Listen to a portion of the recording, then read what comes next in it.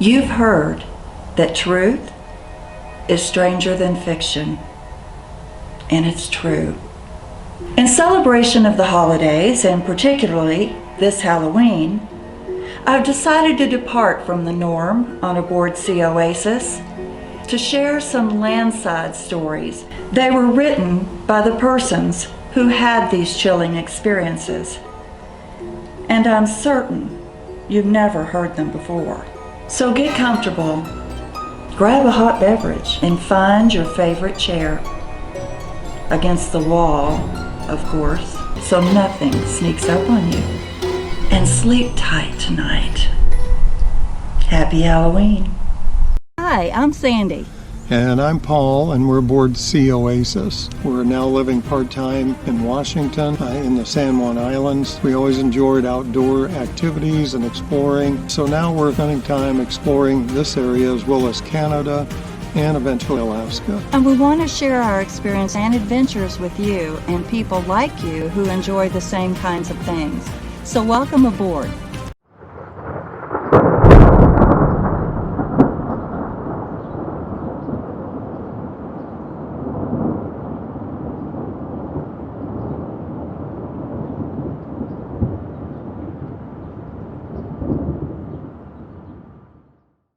Mary and her husband bought an old Victorian home. It was a gracious place, but had been abandoned for years.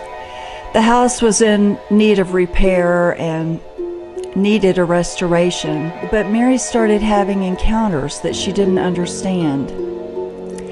I'll just let Mary tell the story from here. She can tell it so much better than I.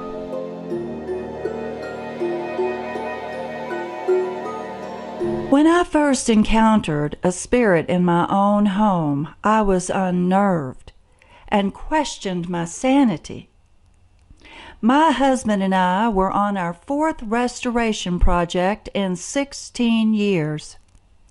I thought, if I'm crazy enough to agree to that, maybe I am a little nuts. I soothed my wounded self-esteem by reminding myself that my husband was all in, so he had to be as crazy or crazier than me.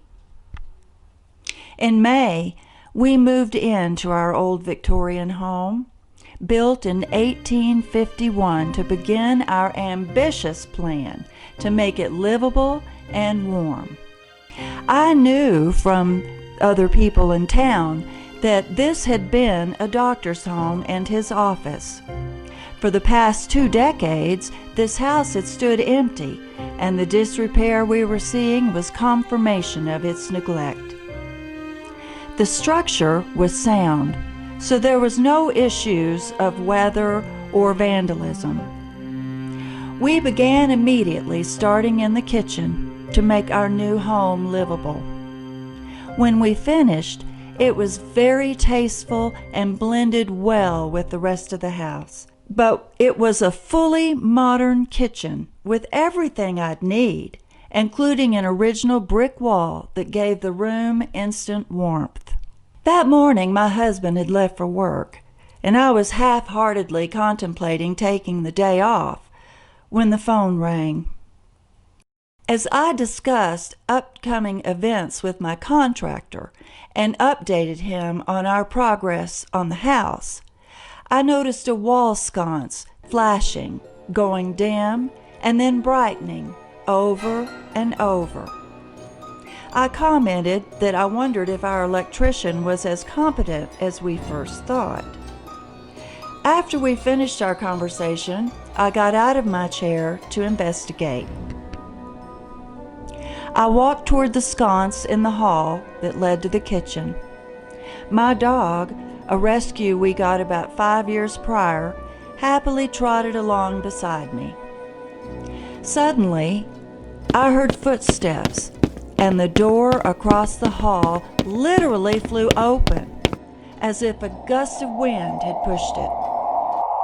My dog began to whimper and sat on the floor beside my leg as running footsteps came toward and then past us. There was absolutely nothing there, even though the footsteps seemed to pass us and continue.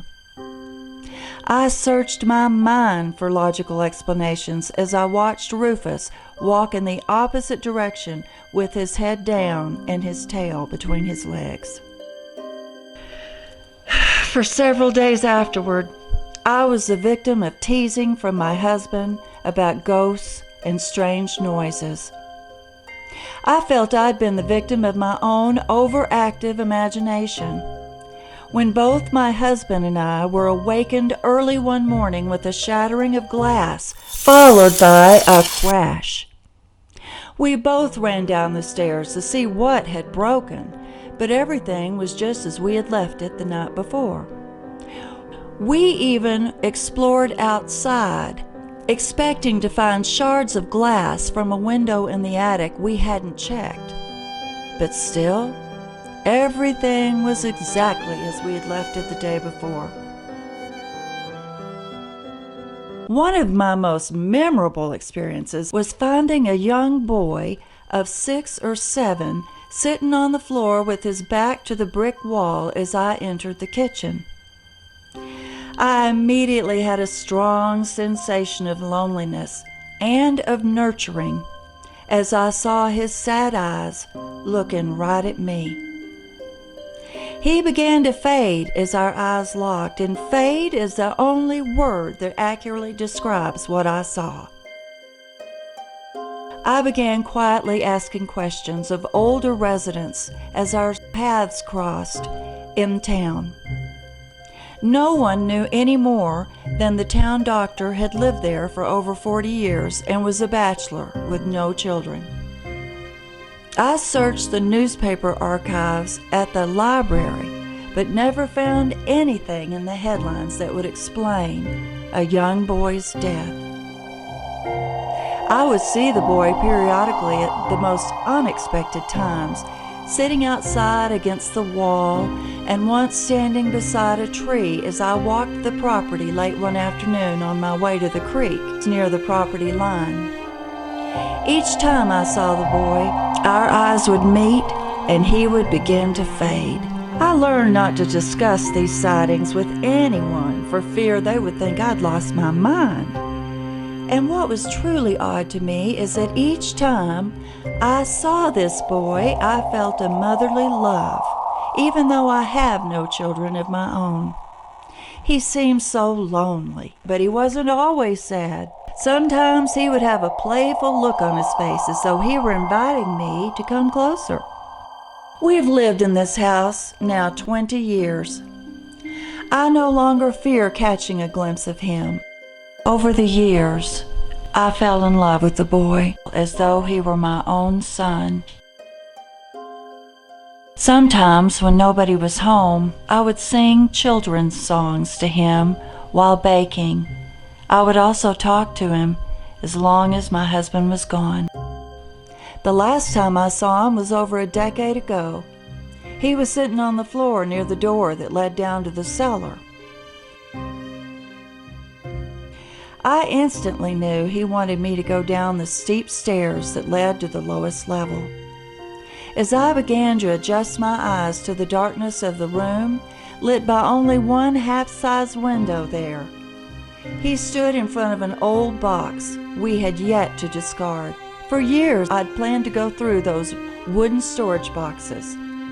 Since none of the others I'd opened had revealed anything except old clothes and a few mildewed hand-embroidered towels, I wasn't anxious to continue going through the few remaining boxes. Until now.